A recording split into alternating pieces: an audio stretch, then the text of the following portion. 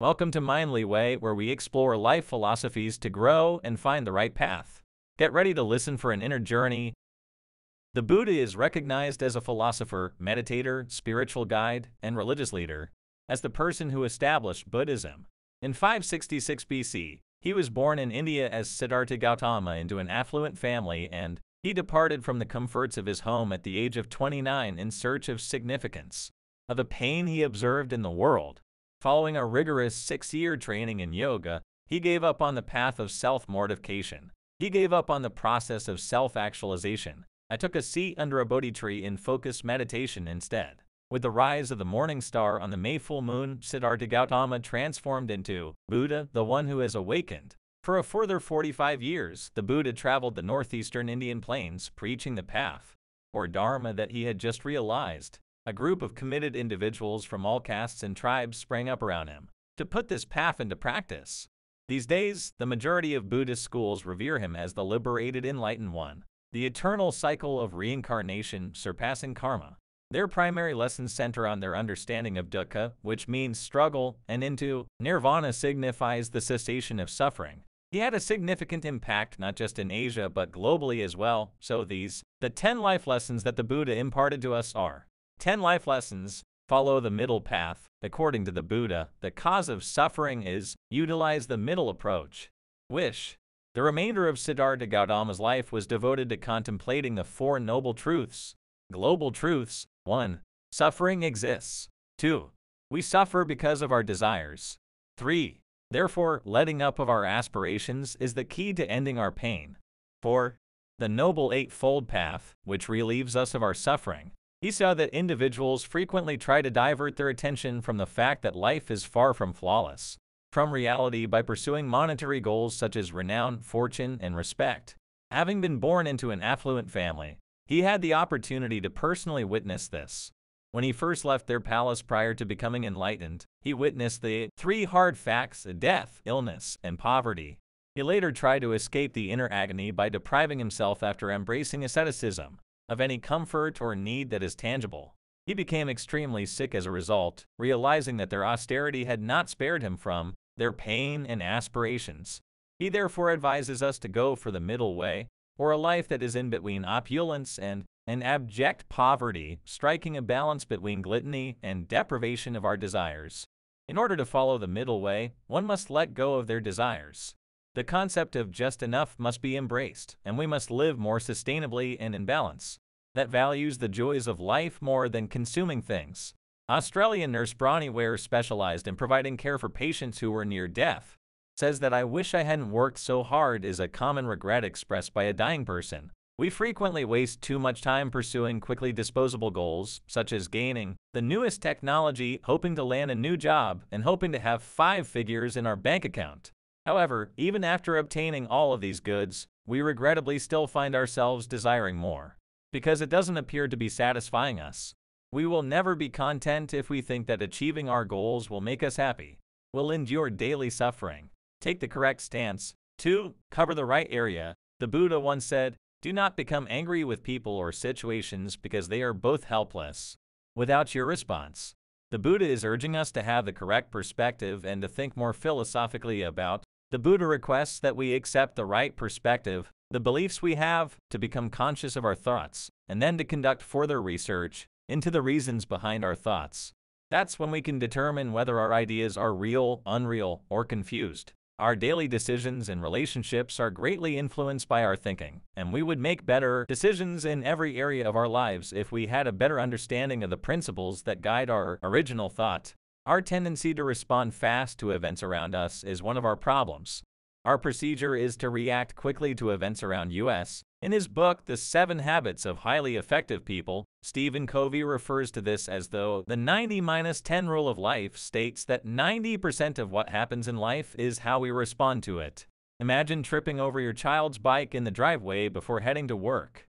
When your youngster tries to assist you and apologizes, you scold him and use foul language, sufficient for your spouse to hear you, who rushes outside and warns you to watch what you say. You argue with your wife and end up not getting out of bed in the morning, bus, or nearly causing an accident due to driving too quickly on the road. You thus lose productivity for the day when you arrive at work 15 minutes late because you're still not happy.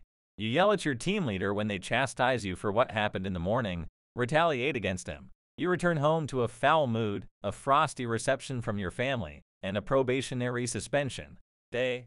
Alternatively, suppose that after falling, you got up, took a deep breath, and then you said sorry. Be careful next time. Remember to keep your bike inside the garage, you told your child.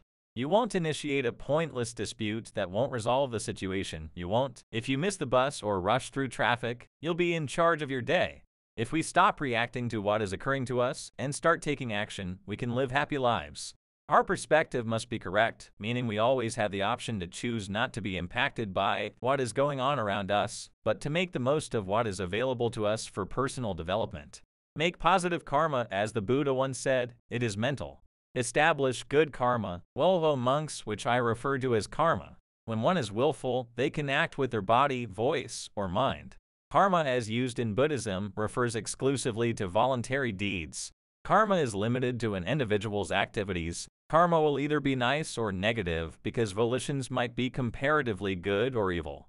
In life, good deeds bring good fortune, while evil deeds bring terrible fortune. Eastern philosophies describe volition in a more nuanced way than Western ones do.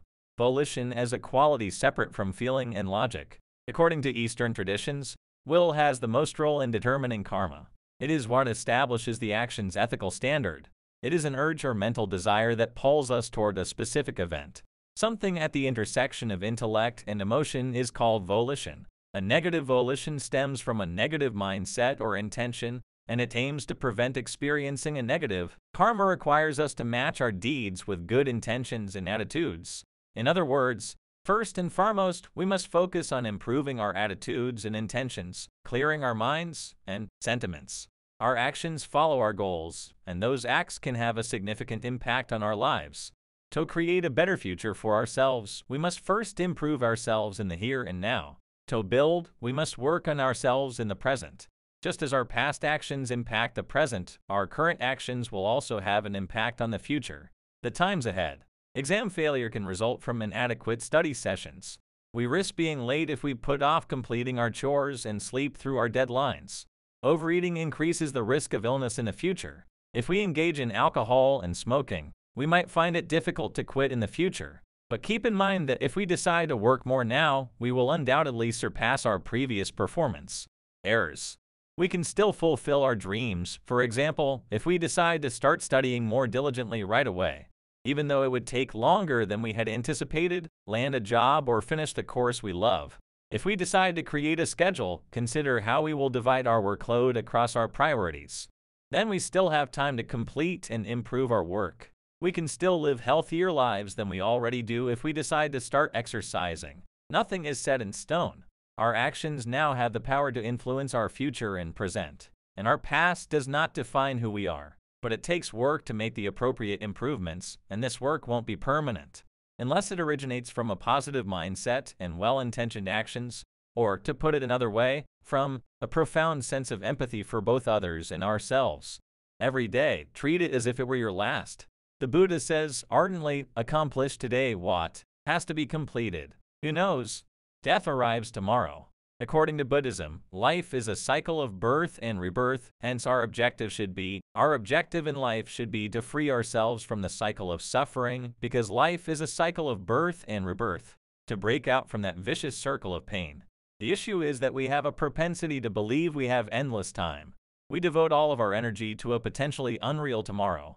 I'll start working out tomorrow. I'll complete my assignment by tomorrow. Calling my mother tomorrow. Tomorrow I'll beg for your pardon. And we have to accept that as fact. If we come to understand that each day may be our last, we will live each day to the fullest, making harmony with everyone, taking today's tasks as they come up, and going to bed knowing that we made the most of every day. Because of this, it's critical to begin your day with mindfulness meditation. For instance, when you concentrate on inhaling and exhaling, you have a direct experience of impermanence. When you reflect on your upsetting and depressing experiences, you have a clear feeling of pain. It encourages you to savor each moment. Eat as you are eating. Read as you are doing so. Pay close attention to the things you are doing, whether at work or in class. Drive your car when you are behind the wheel. Spend that time with the person you are with. This enables you to live in the present and let go of the past and future. This allows you to live in the present moment and step away from the past and future. To be in your current position, big things come from little, virtuous behaviors. Magnificent things arise from modestly virtuous behaviors. The Buddha tells us, the water pot is filled drop by drop. Similar to this, the idiot gradually fills himself with evil by gathering it. The wise guy gradually fills himself with good by gathering it. Buddhism takes a very practical view of good and evil. Mercy, while evil may temporarily bring us happiness, eventually all of our bad deeds will catch up with us, ripen and bring disease and negative situations upon us. Therefore, even though we may occasionally experience suffering, all of our good deeds will eventually mature and bring us to genuine kindness and happiness. The European Journal of Social Psychology states that it requires 18 to 254 days of consistent workout and get practice to form a new habit. You can always begin learning any skill you wanted today. You cannot work out for one day and then think that you will be in better health the rest of the abruptly. Starting modest, such as making dietary substitutions, going for quick walks, or getting up early to stretch in the morning. Likewise, you may always start small while trying to break a negative habit.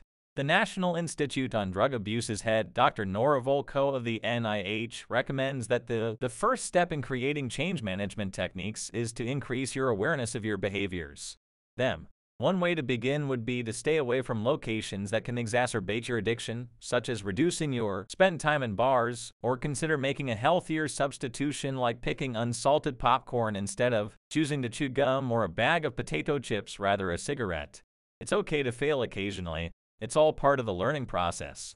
In solitude, demonstrate your understanding, the Buddha says.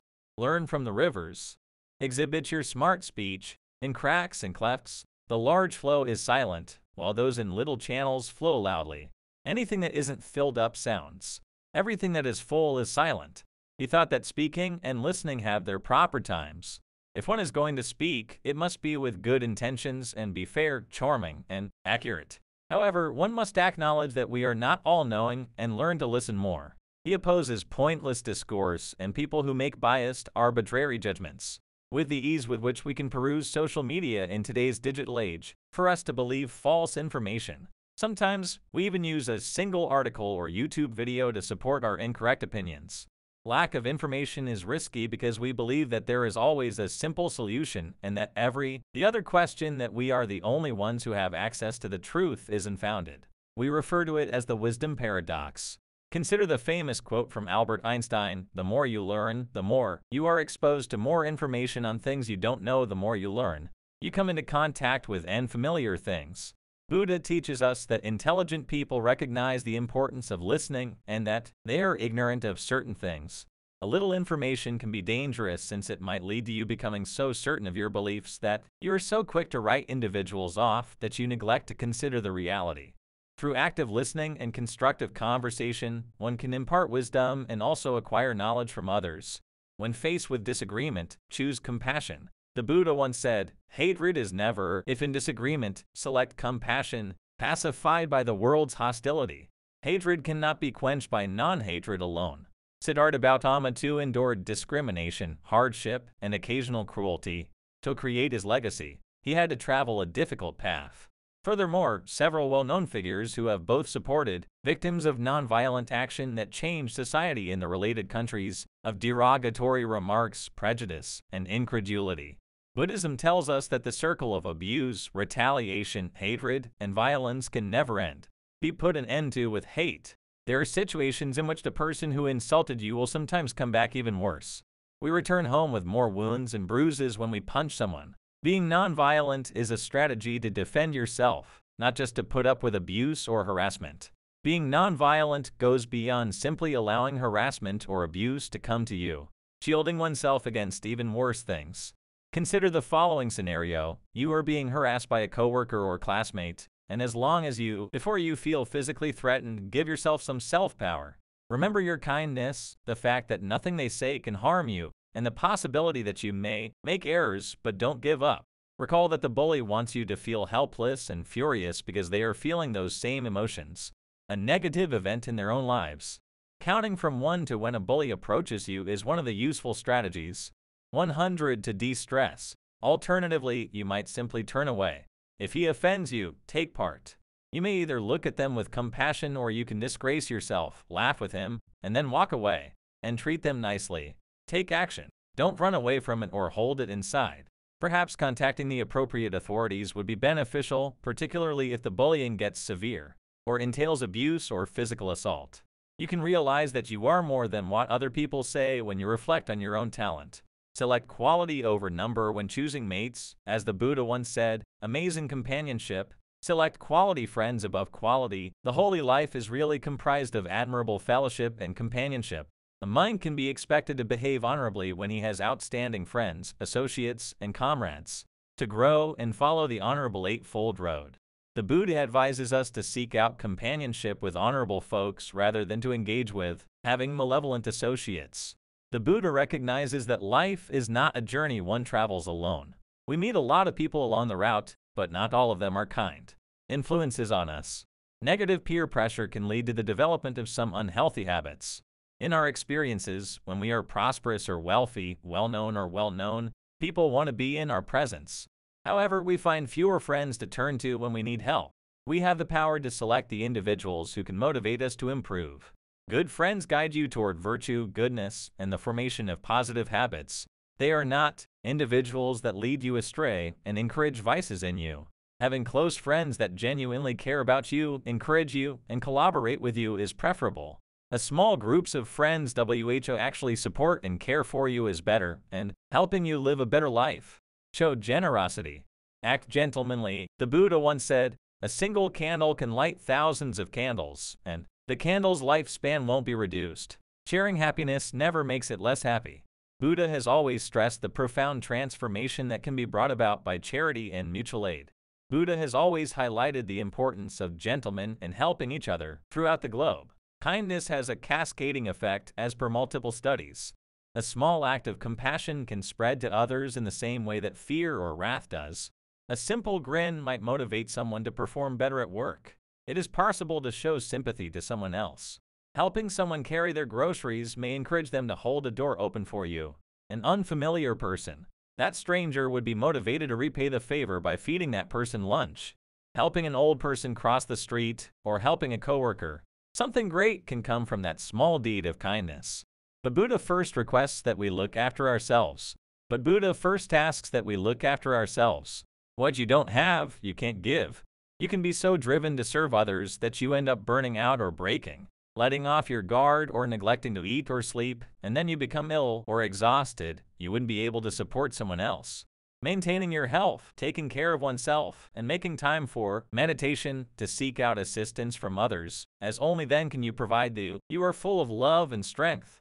As we conclude this film with our final remark, the Buddha says that you too can be a Buddha, you can be one too, adds, you have to work for yourself. The Buddhas merely indicate the path. The goal of all these life lessons the Buddha has imparted to us is to show us that anyone can become a Buddha. We are capable of enlightenment, but only if we decide to follow these Buddhist precepts every day. Buddhism was developed by the Buddhas who followed him, and they can serve as an inspiration and a manual for each of us. We could feel as though there is no hope for the future right now. We might be in debt, dissatisfied in our jobs, arguing with our loved ones, and so on. We can think that life is already too difficult for us. Buddha tells us that it is up to us to bring about change. Instead of letting fate or the stars rule our lives, we ought to take charge of them. Rather than relying on fate or the heavens, we ought to take charge of our lives. Put up a good fight and resist giving up. Each of the Noble Eightfold Path's 4 pillars, right speech, right action, right resolve, and right view, the primitive Eightfold Road. We can all strive for right livelihood, right effort, right mindfulness, and right concentration. Begin developing more through the routines we establish. We always have more to read and learn, and by working together, we hope to be freed from the life of suffering that the Buddha leads us to, also known as nirvana.